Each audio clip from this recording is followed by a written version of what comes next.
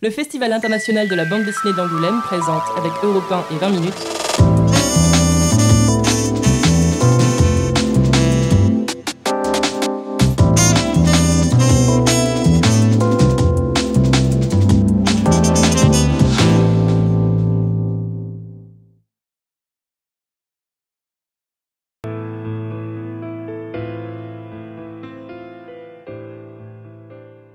Je suis ni sociologue ni journaliste, je veux que les choses soient claires, je suis auteur de bande dessinée. Et mon job, dans ce cas de figure, est de raconter une histoire qu'on me confie, en quelque sorte. Il y a forcément une dimension journalistique, il y a forcément, probablement une dimension sociologique, puisqu'on me le dit. Et c'est vrai qu'il y a un travail préparatoire qui ressemble à ça. C'est pas parce que la bande dessinée va dans un champ où elle va peu qu'on doit nous enlever le statut d'auteur de bande dessinée pour le remplacer par celui de journaliste, ou d'enquêteur, ou de sociologue, ou de je ne sais quoi. Je tiens beaucoup à ça. La bande dessinée reste de la bande dessinée, même quand elle va raconter le réel. Je me mets en scène pour plusieurs raisons.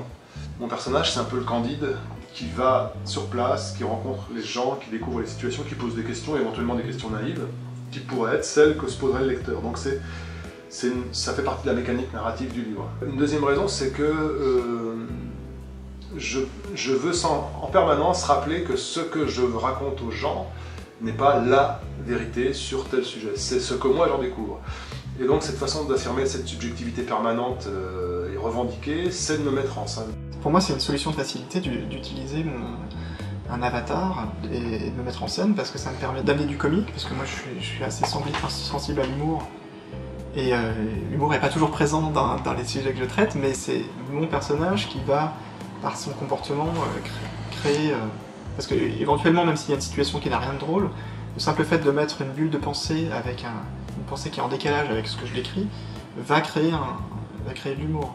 La représentation de soi-même souvent révèle des choses sur l'ego.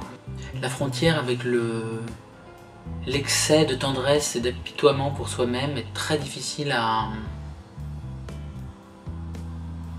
trouver. Faire des récits sur des choses très dures, parfois, qui font résonner des choses affectives très violentes, mais au moment où on est en train de travailler dessus, mais ça sabre, quoi, ça découpe dans tous les sens, et comment je vais faire pour rendre ce truc dramatique, sans que ça nous affecte à ce moment-là, au moment où on le fait. Je veux dire, moi je pleure pas sur mes pages pendant que je suis en train de les dessiner, parce que si on n'est pas professionnel sur cette chose-là, l'émotion qu'on est censé vouloir faire transmettre au lecteur derrière, elle passera, à mon avis, elle passera pas. On n'est pas obligé de se mettre en scène, tout dépend des sujets, une fois de plus.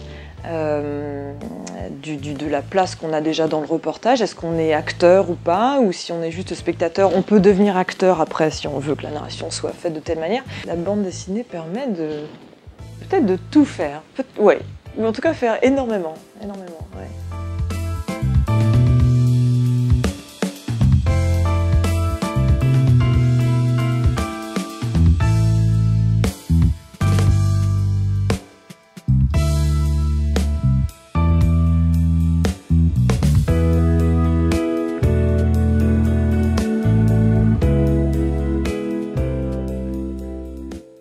Cette vidéo vous a été présentée par le Festival international de la bande dessinée d'Angoulême, Europe 1 et 20 minutes.